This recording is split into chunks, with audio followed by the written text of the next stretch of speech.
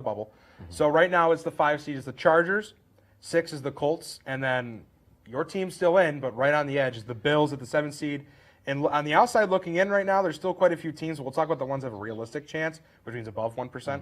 The Texans, a 62% chance to get in. Steelers with a 31%. And my favorite one to say, it's the last team that's still looking in, the Chiefs at a 33% chance to make the playoffs. I think what's going to happen is the Bills are going to go up to that 5 seed. I do think the divisions. You guys actually have the best chance to make the playoffs at 90% of all wildcard teams. Yes. I do think we're going to get that 5 seed. Working down, I got to see how Justin Fields plays. He just got surgery on his left hand. I got to see how he plays on that. I could see them slipping out, but I don't want them to slip out because I kind of need them to sit there and take care of the Chiefs. Colts are going to be in there. It depends on this Daniel Jones injury. Yeah. AFC's open, man. It's wide open. I will say, though, I do not think the Ravens are going to make the playoffs. I think they are going to be the one to get booted out of there. Interesting. All right, let's move to the NFC again. So now let's talk about these teams. The Seahawks sit in at the 5 seed. Best chance to make the playoffs of the outside of the division winners. They're at a 93%. Actually better than the Bucs, too. Packers and Niners sit in 6 and 7. And then on the outside looking in is the Lions at the 8 seed. Cowboys are starting to creep back in. That's a 9.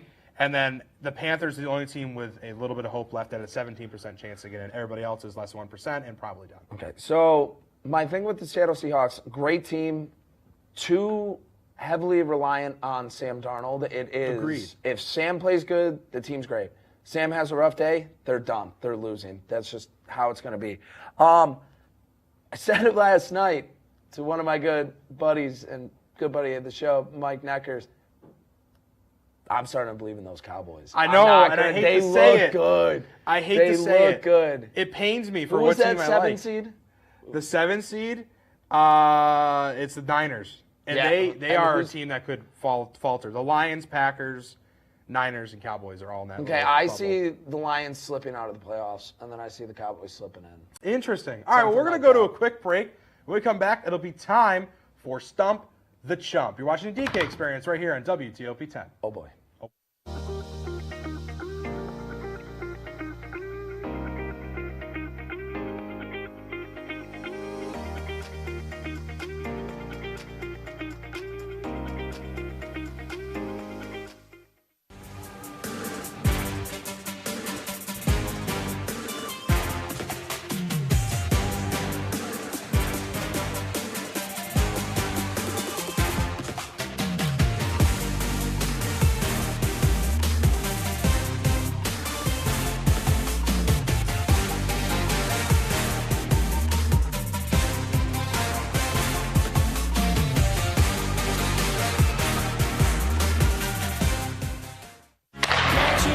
If it's hockey, It's what they score! it's on Hockey Talk.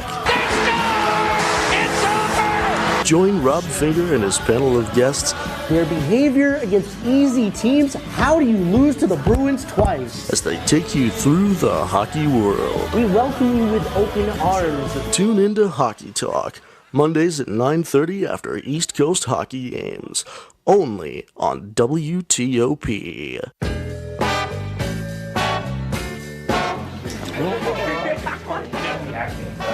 Oh boy!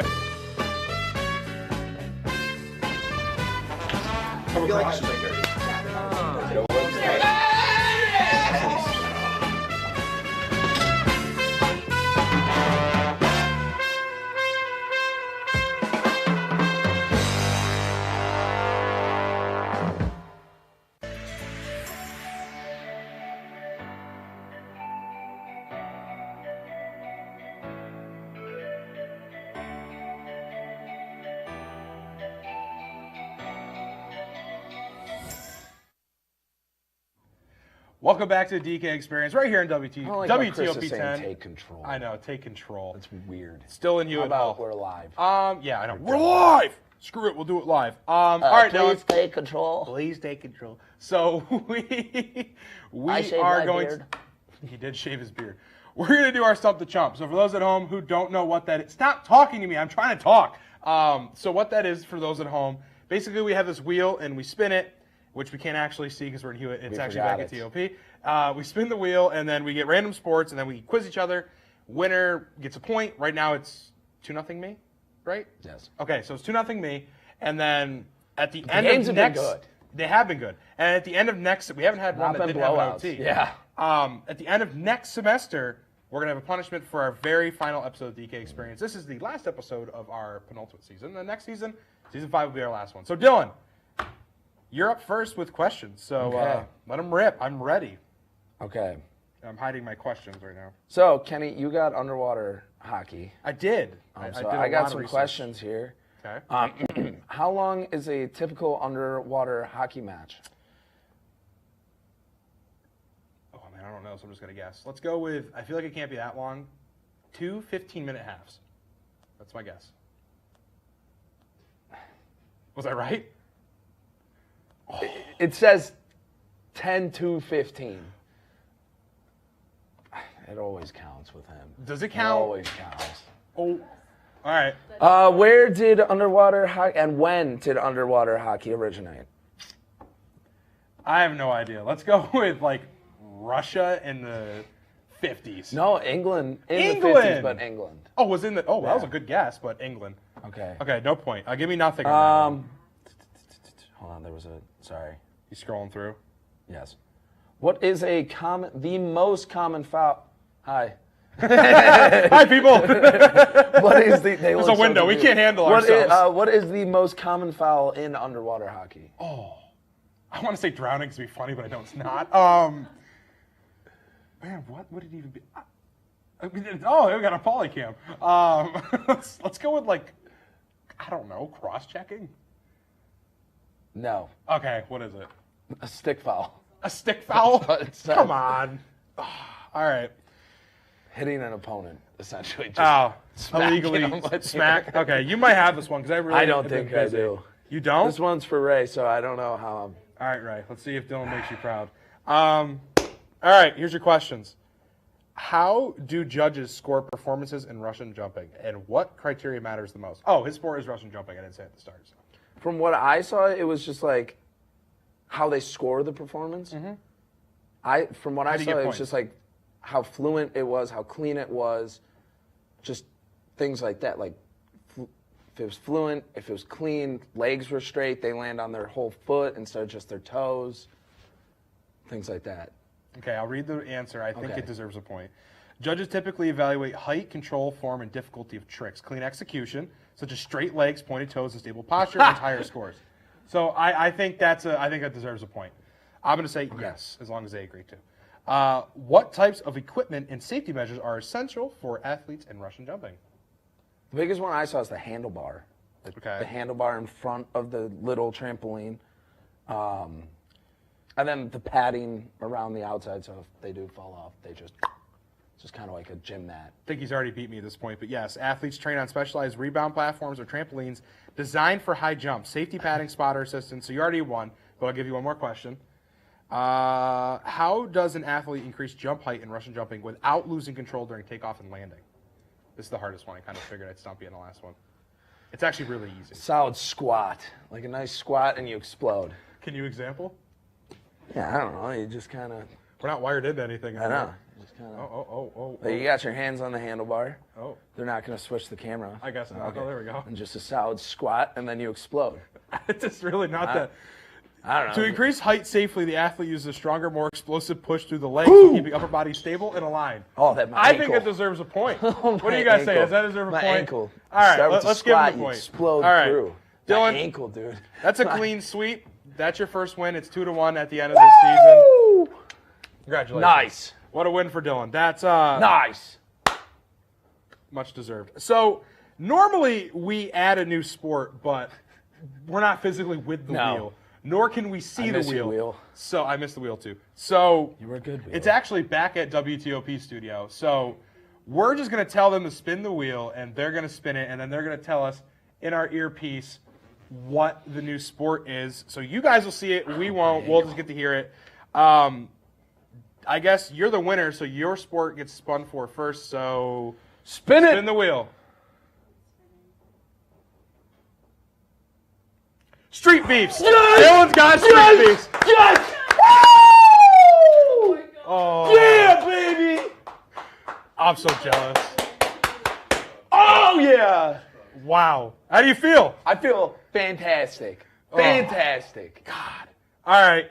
Well, it's time for my turn. Spin it. the wheel. Oh, man.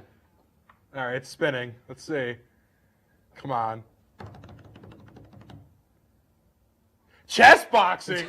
Chess boxing. Wait, hold on. Let's example. Ready? No. King.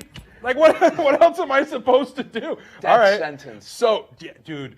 So to me, what this sounds like, Dylan, is me and you are going to start off next season with bangers of sports. Dude. Chess boxing and street beefs. Now, are you excited for February now? Because that's next season. I'm fired up now. Okay. I'm just gonna be watching street beefs. Street beefs for the rest of all of break. Okay. That's sense. So we didn't actually get to physically write them in, but Dylan, we're going to say them out loud so when I inevitably go back and listen to this again, I can know what sports to add. Dylan, you get to pick first. What sport? Give us a cheat one for both of us. Flag football. It'll be a nice little cheat. I like that. episode Okay. for us. So then that way, the other person has to try even harder. I'm going to add ostrich racing to the board. It's an interesting one. It's obscure. Okay. So we're going to go with ostrich racing for when I have to watch this back in January. Hi, Kenny, in 2026. You'll watch this back and go, oh, yeah, that's what you picked, ostrich racing. I'm not going to forget. No. Oh, you're not going to forget. I won't forget chess boxing or street beefs. But what we added, we're probably going to forget. I'm so fired up, dude. Well, Dylan, that might have been our best one yet. That was. Well, good. We're going to go to a quick break. And when we come back, it'll be time for Cooking or Crazy. You're watching the DK Experience right here on WTOP-10.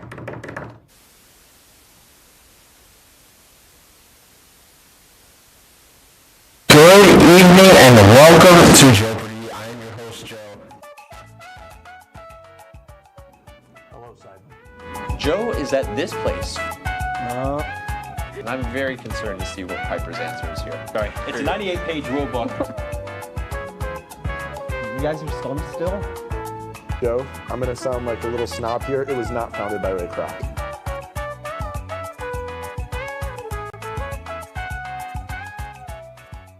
So you're probably wondering why the top producer of WTOP's new hit, Oswego Live, is currently juggling Taco Bell right now. That's just because I don't just know ball, but I can play it too.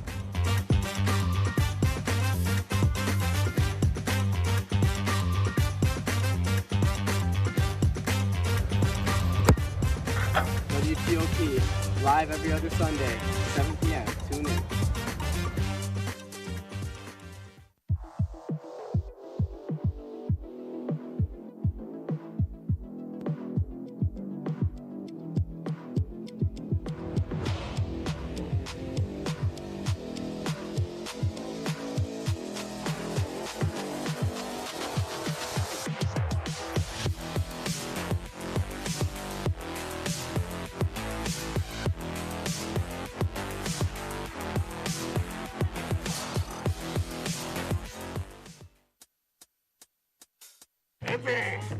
I had to eat a raw egg on Chris's dormitory floor.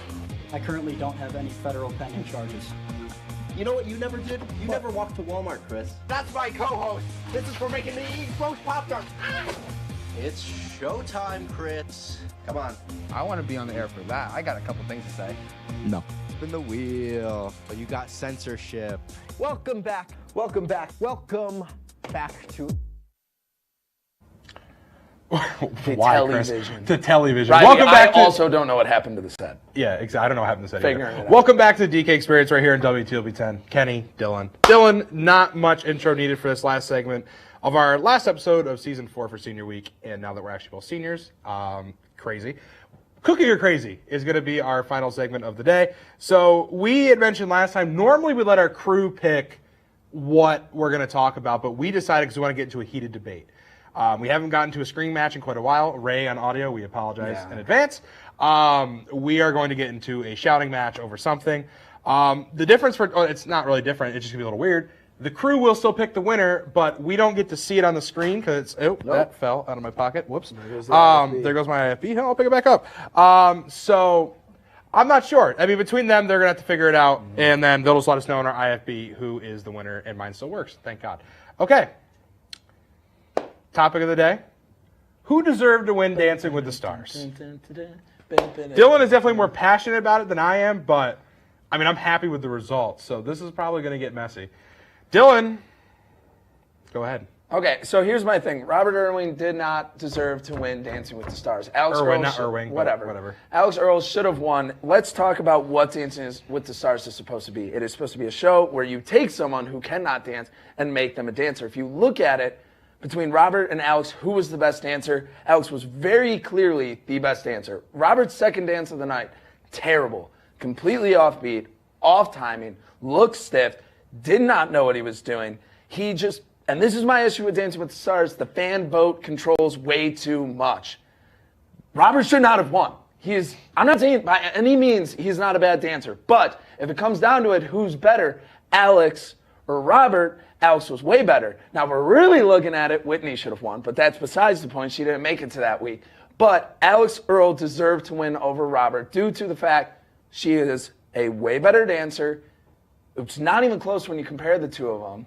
And Robert won with a sob story, just like every. So that's everybody's problem. That's my problem I have with it too. So my answer is Robert Irwin. Now here's why. Yes, Dancing with the Stars is a dancing show, but at the end of the day, it is a television show. And at the end of the day, fan influence is the most important. You know why? Because that drives the dollar bills. Now, I don't necessarily disagree with the fact that Dancing with the Stars relies too heavily on its fans, but at the end of the day, it does. Robert Irwin is a household name. The Irwin family is a household name. Robert Irwin absolutely deserved to win that. So he has more followers, not comparatively to the Irwin family, more followers on Instagram and TikTok. Again, you're using, it's just social media. She's a social media but she's a better dancer. It's Robert Irwin. Called Stars with the Stars. Dylan, it's called Dancing with the Stars. The sooner you realize that Dancing with the Stars has nothing to do with dancing. The fan control had the issue with why Andy stuck around for so long. Should not have been around Andy that long. should not have, and that's the issue with and I'm not saying it's fan not control. the issue. So that's why Robert won, because people like him more than Alex. People think Alex has everything in the world. She's dating this NFL player. She's beautiful. Which, Alex, if you're hearing this, you are beautiful, but... Exactly. That's what you know. She didn't win because of that. She should have won because she was the best dancer. She was better than Robert. Right. She was better than Robert. It's not a popularity contest. It is a dance competition. It is a dance competition. It's not a popularity contest. Oh, we already have an answer? What was the answer? I heard something.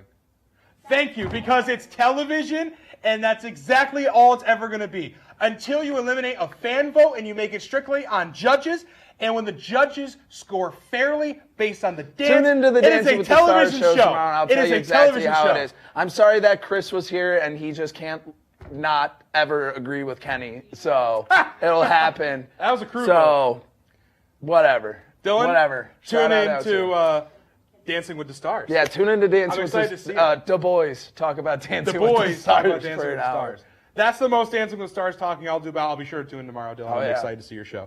All right, well, Dylan, with just about 45 seconds left in the show, I wanted to say thank you for yet another very good semester, and I am very proud and happy to be the first show in the new Hewitt Hall.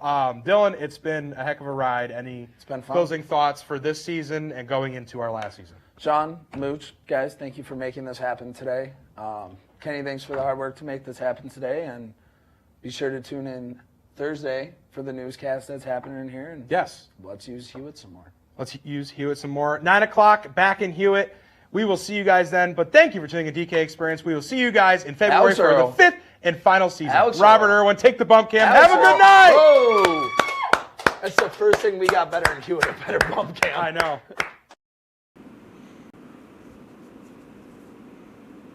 The sense of anticipation when you open up your school lunch bag to see what's inside is second to none. But what if there's a way that you could get something better than just the peanut butter crackers your mom sent you with? Stick around as we explore the black market of every elementary school in the country and find out what the best trading item is. Don't go anywhere. This or That starts right now. WTOP presents This or That.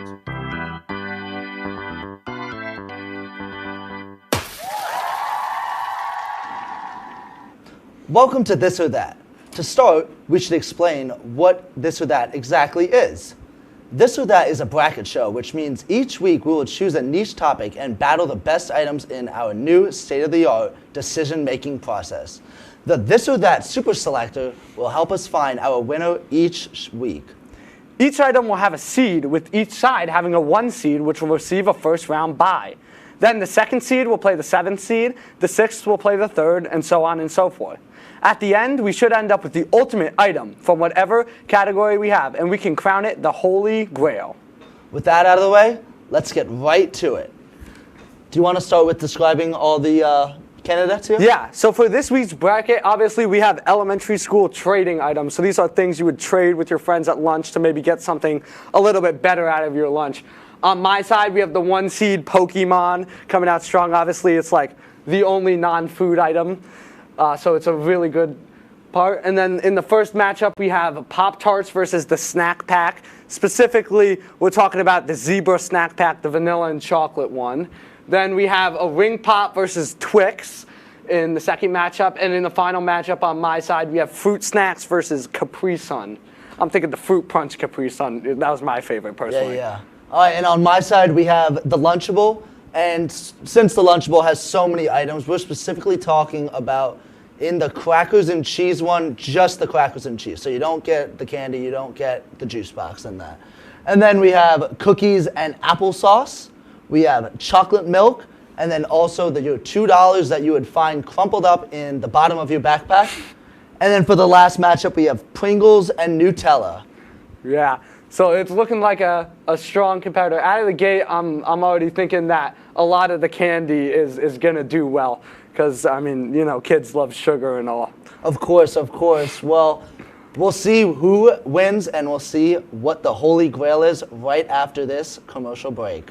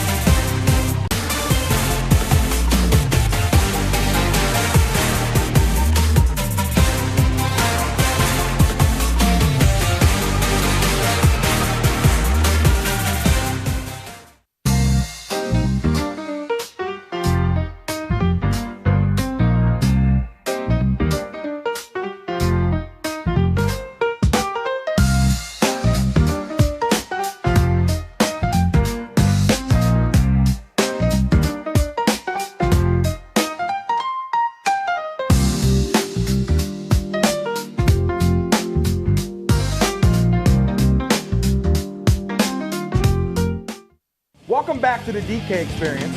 Go back to your job. Every NFL fan has played for the last 15 games. They beat. Writing a letter to the NFL fans? Get out of here with that. Let me finish. No, finish. Stop. Johnny Manziel? That guy, he's a loser. No, that's. Oh.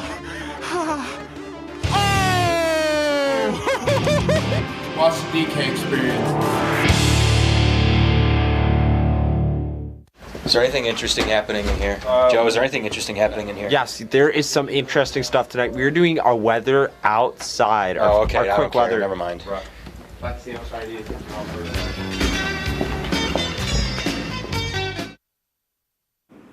Welcome back to the most intriguing and wild show on WTOP.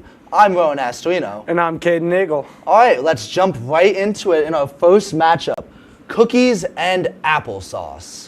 Ooh, I mean, I'm thinking, in my head, I'm going straight to Go-Go Squeeze applesauce and versus like a homemade cookie. Yeah, I think this episode specifically, it's going to be very important to like specify, and I think we're definitely thinking like homemade soft chocolate cookie versus the run-of-the-mill iconic Go-Go Squeeze. Yeah, you can see here that I just love Go-Go Squeezes. I'm such a fan. And after you can play with a little top, you know, spin in the air or whatever. Yeah. But, I mean, cookie is going to be pretty hard to beat for me, considering that, first of all, it is bigger usually, typically, and just, I mean, it's sugar. It's a cookie. No, I agree with you. I think Go-Go Squeeze is like one of the most revolutionary snacks that you could have. It's applesauce in a pouch that you drink.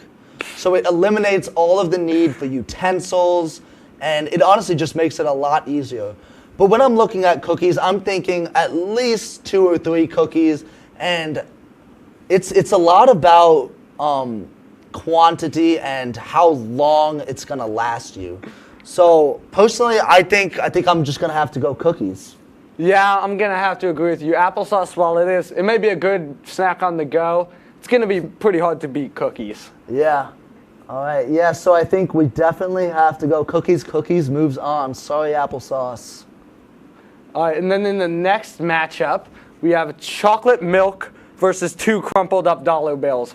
Now, these dollar bills, we don't know where they came from. Could be from a book fair or something. You had a little bit of leftover money. And chocolate milk, I'm thinking like this is the one you get on the lunch line at school. Yeah, I mean definitely. I think between these are both very stacked items. The $2 you can use in a vending machine maybe. You can use to save up at the bookstore. Like you actually might buy something. But yeah, I think this is a very stacked matchup with chocolate milk, of course, being a staple of elementary school. And honestly, who doesn't like chocolate milk? No, I feel like, yeah. But the $2, like, especially as an elementary school kid, like, that's revolutionary. That's like, you're only a couple dollars away from your first Lamborghini, you know? Yeah, pretty much, you know. Getting your start off early. You invest that, it'll grow. Exactly, yeah. And also just the fact with the $2, you know, you have $2, you brag about those $2. You're like, yeah, I got $2, I'm up there, you know. Don't worry about me in a couple years. Yeah, it's a flex. Yeah. But I will say that chocolate milk is one of the most, at least when I was in elementary school, traded things. People were always trading their chocolate milks, the little apple juices you would get in the similar cartons.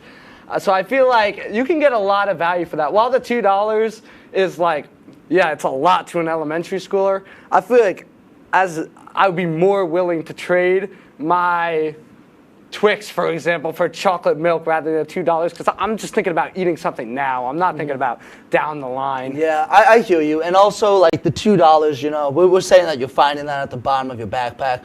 Who says that you're not going to lose that in your backpack the next day? And you're not even going to be able to do it and to enjoy it until, like, I don't know, who said, like, maybe a week later, you know? Yeah. And, like, some kids are smart enough to know that $2 doesn't really get you a lot. So I think I definitely agree with you with the chocolate milk. All right, so we're going to choose chocolate milk for the second matchup. All right. This is a star matchup here for the next one. We have Pringles and Nutella, and specifically the Nutella and Go pack with the little breadsticks. Ooh. These were definitely popular in elementary school, and I'm sure now they're still popular. Everybody loves Nutella. I think it's just bread and chocolate. Yeah, and hazelnut spread, yeah. But the Pringles are pretty elite. A snack, especially the tub size. You get a good amount of Pringles in that little tub, and if they're not broken, if they're in whole pieces, that's pretty good. Definitely. I think the Pringles definitely brings a lot to the table. Being what you said before about like how many, like, because you really think about it, a Pringle is so thin, and like you gotta love Pringles. They really do load up that little can, you know. Yeah. And I feel like with the Nutella and Go, it's the same thing with all like the bread being broken and stuff. Like you'll probably have at least like 4 or 5 like breadsticks, but who says that they're not all gonna be like broken in half or something? And I just feel like Pringles definitely has the higher chance of not being all crushed, you know? Yeah. Now, when you finished your Nutella, when you finished your breadsticks, were you one to stick your finger in there and get out the rest of the chocolate? I mean, it's kind of a waste if you don't, you know? But, yeah, you gotta get all your value out. Yeah. I mean, even like I've seen like people like take the tin and dip it in, you know, like that. Like I think no matter what, you have to really just go for that Nutella, you know? Yeah. And like it's chocolate, you know? Yeah.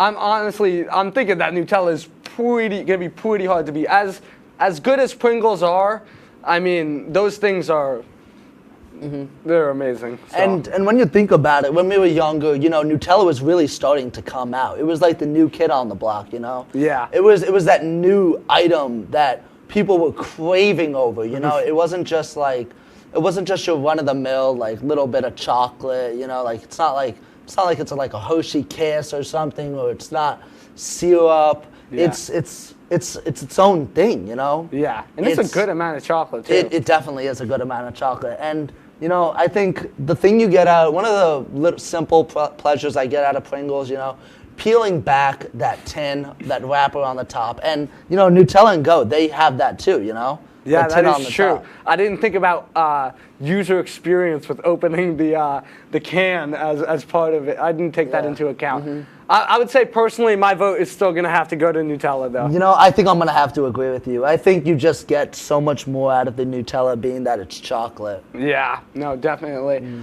All right, now moving on to my side of the bracket. On the top, we have Pop-Tarts versus the snack pack. I would say early on, Pop-Tarts is looking like a pretty heavy favorite in this matchup to me, as you get 2 in every Pop-Tart thing. And also, there's so many variety of flavors. Maybe even you open up the Pop-Tart, only trade one of the Pop-Tarts, keep one for yourself. Then you could split it up a little bit. But I would say I was not one of those kids who had snack packs very often when I was a kid. Yeah, no, that's the opposite for me.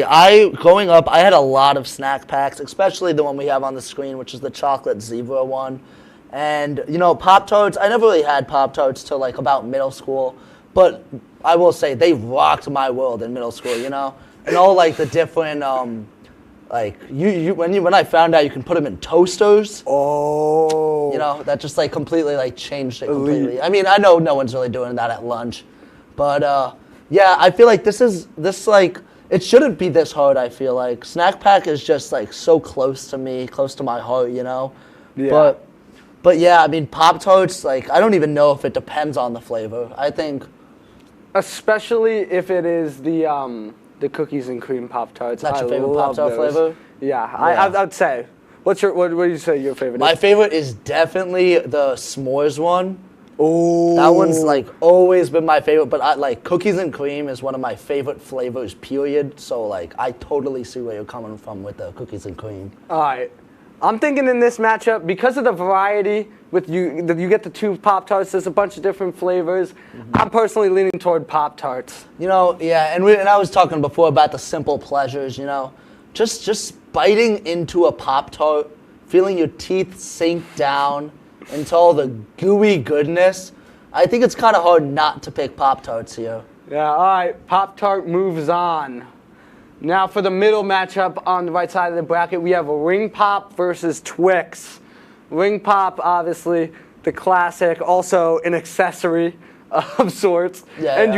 you can keep the ring after, walk around with it. But Twix, just an elite chocolate candy bar. And I think this is kind of, you know, the representative for the chocolate candy bar. Snickers, all of those kind of fall under Twix. Yeah. Are you a Twix right or a Twix left person? Honestly, I'm a Twix left person, and I don't think anyone who says Twix right is honestly telling the truth. Because what do you mean Twix right is so much more superior? If you believe Twix right is better than Twix left, you either have not tried Twix left, or you're just reading the packaging wrong. Because it's obviously Twix left. And like even the words, like the red on Twix right is just not appealing to me. You know, Okay. just the design of the left one is infinitely better to me. But I will say, I think Twix is one of my favorite candies. And at least the chocolatey candy, you know, it's got the caramel, it's got the chocolate. What else do you need? You know, it's got the crunch. But like when I'm thinking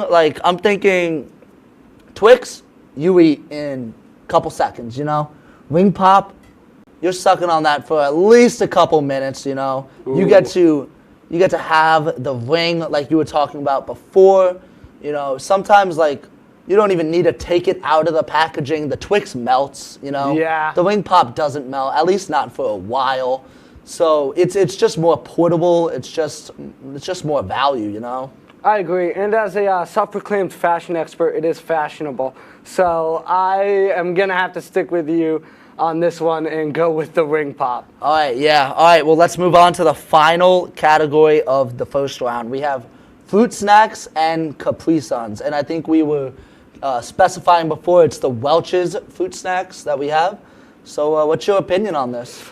Fruit snacks are I mean, I feel like fruit snacks might be the most commonly traded item. And always when your friend opens it up, oh, can I have a grape? Can I have whatever? Yeah. You know, it's very popular. Capri Sun, on the other hand, you know, you bring it out to recess, you get tired a little bit, then you sip on that Capri Sun, you're nice and refreshed. I don't know, it feels like a close one to me. They got similar vibes, I would say. Yeah. I think fruit snacks is definitely a huge iconic staple of the lunch trading game.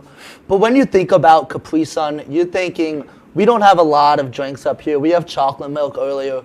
But how many kids really are bringing drinks other than water, you know? Yeah. So I'm thinking it's more value because it has just like an aspect that the others don't have, you know? Yeah. That's refreshing. It's sweet, you know? The fruit snacks is great, but I feel like I would take a lot of stuff over fruit. Like I could take easily something with or against or over fruit snacks, you know? Yeah. I just think Capri Sun stands alone as one of the only drinks. I agree. It does definitely stand out for that. And for me, I would have to agree. I'm going to go with Capri Sun on this one. Yeah, all right. Well, that is the end of the first round, being that Capri Sun is our winner. So don't go too far. We'll be right back after this break. I saw bread, and I want some bread. I feel like the amount of work that we get here is very different than a community college. So at my last school, we had at least an essay a week that was due for any given class. Yeah. Also makes you really appealing because you start in the fall, where it's kind of like still good sport. If it's hockey, It's what they score! it's on Hockey Talk. Join Rob Finger and his panel of guests Their behavior against easy teams. How do you lose to the Bruins twice? as they take you through the hockey world. We welcome you with open arms. Tune into Hockey Talk, Mondays at 9:30 after East Coast hockey games, only on WTOP.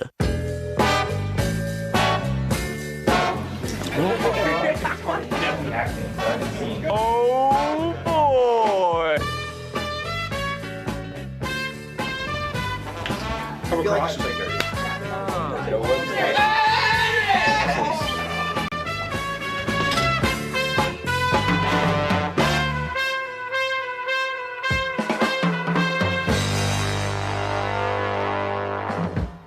Good evening and welcome to Jeopardy! I am your host, Joe.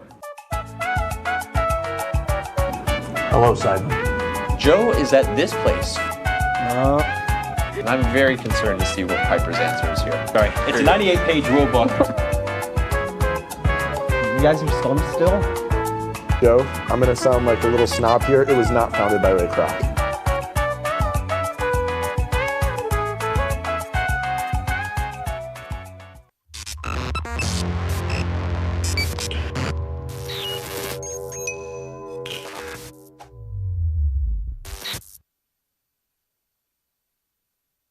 Welcome back to the most comical and riveting show on WTOP. My name is Caden Nagel.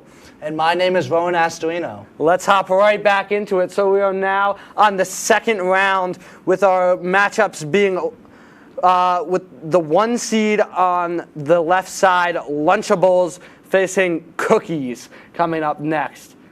Yeah, I mean, this is definitely a hard one. You know, Lunchables being the staple of elementary and middle school lunches that it is, but Cookies being the iconic, you know, I don't want to say it, but maybe the Jordan of snacks. You know, it's almost unbeaten. You know, these are two titans. I would agree that it's kind of funny how Lunchables start to phase out after middle school, but the Cookies, the Crackers one in specifically, it's not the best Lunchable. It's not my favorite, but it's still good. And I would say that while it is like a 1 seed in that it's the most popular, a lot of kids have it. They're often, you know, giving it to their friends a lot. Cookies, especially if it's homemade, it's going to be really hard to beat.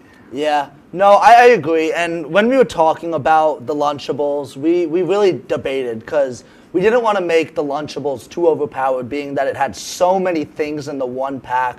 And, you know, we almost had to, like, give it a little buff, you know, with the Cookies with the crackers, you know. So I think definitely the cookies being the great, crunchy, soft, warm, chocolatey snack it is. Whoa.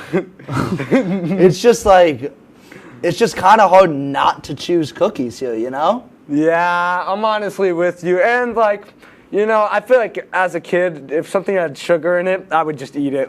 Yeah. No. I would choose that over anything. Yeah, I mean, I don't want to say it, but I was kind of thinking of it before, this might just end up being a sugary, which one's the sugariest Which one has more sugar, yeah.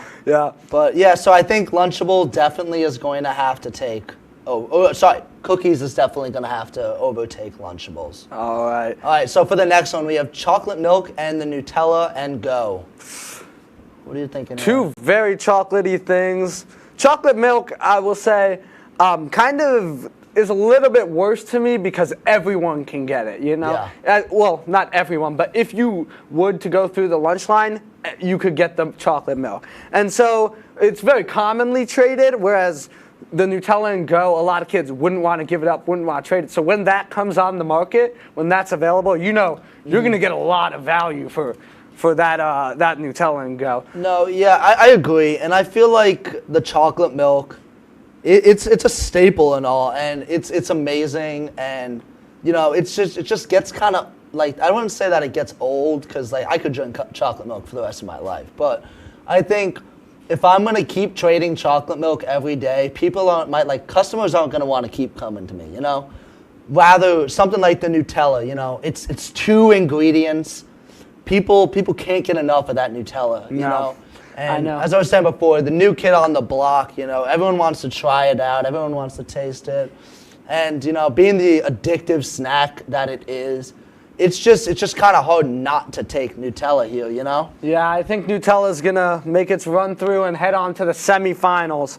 Switching over to the other side of the bracket, the number 1 seed coming in, Pokemon card. We're saying specifically an EX Pokemon card. This is obviously one of the other non-food items, really good.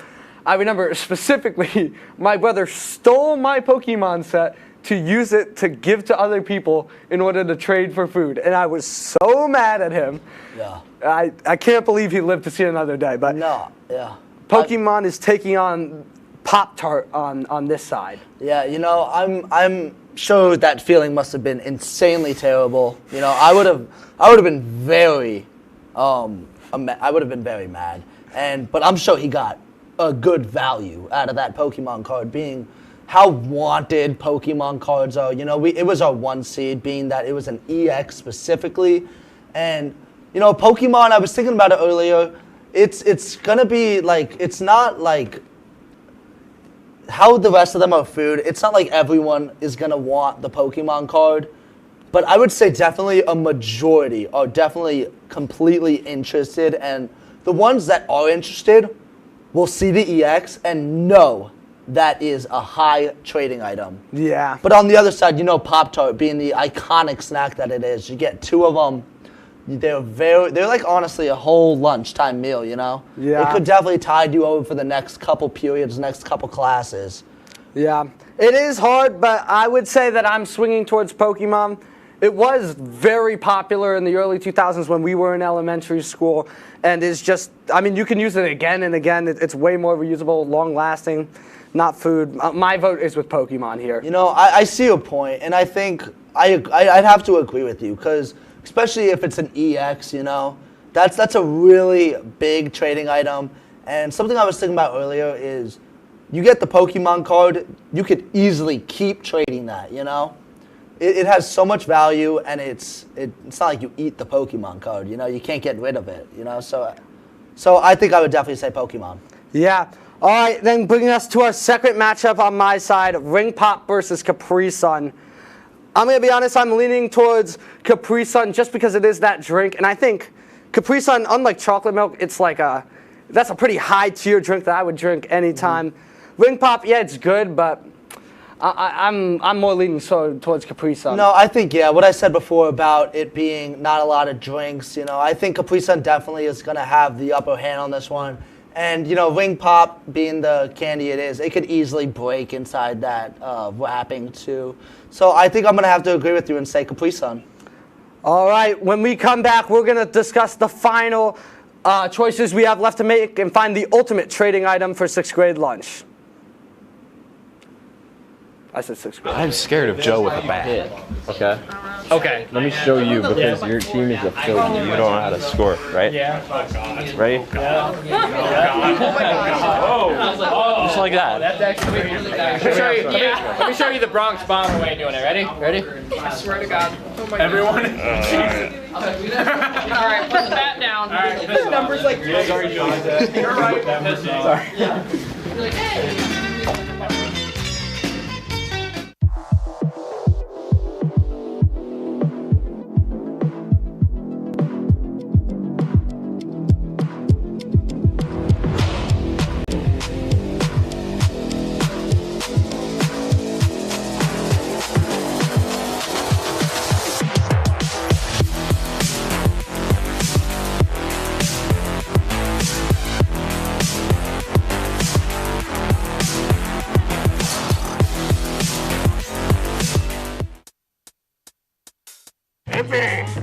I had to eat a raw egg on Chris's dormitory floor. I currently don't have any federal pending charges.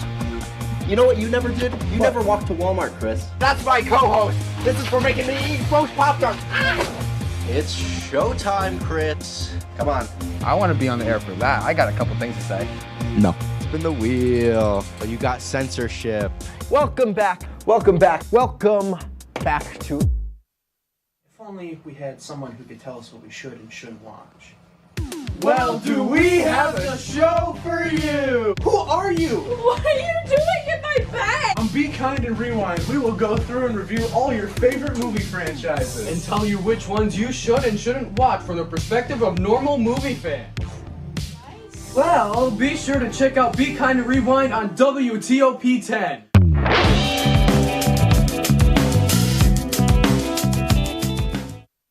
Welcome back to the most witty and thrilling show on WTOP. My name is Rowan Astorino. And once again, I'm Caden Nagel. All right, well, let's jump right into our semifinals with the first matchup being cookies versus Nutella.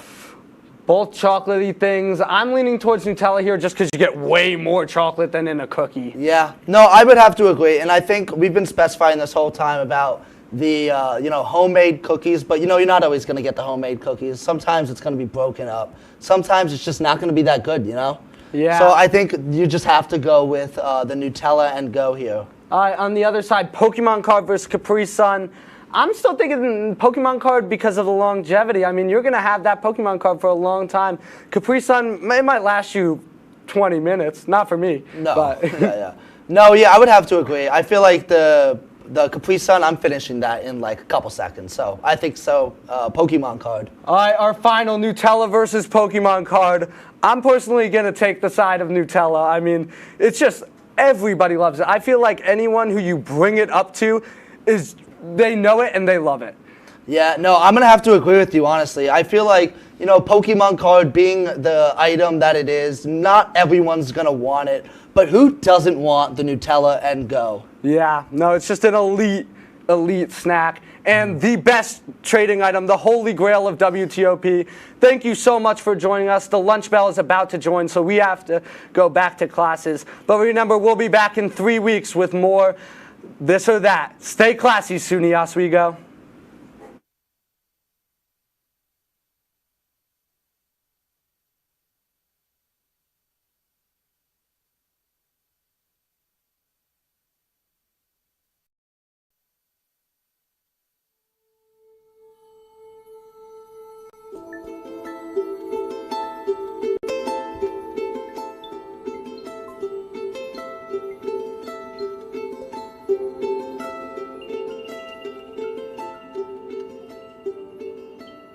Hello and welcome to the bookshelf with the very first episode of Borealis Booklight, where books shine brighter than screens. I am Aurora, also known as Borealis, joined by my amazing co-host. Hey everyone, I'm Kelly, and for the first episode we will be discussing the theme of childhood books. That's right, everything from the Magic Tree House to Dr. Seuss and so much more. So without further ado, let us transport you to the many story worlds you dare to dream of and travel to. Now, before we get into the nitty-gritty, Spoiler alert! There may be some spoilers in the books we discuss, so if you haven't read it, you can come back to the video on our YouTube whenever you like. Now, if you don't mind spoilers, you can keep watching. This episode will likely have little to no spoilers since we're talking about very nostalgic children's books. Now, let's get started with the Constellation conversation. So, Kelly, there is a plethora of childhood books that we can talk about, but what are some of the favorites that you remember? Aurora, I'm not going to lie to you.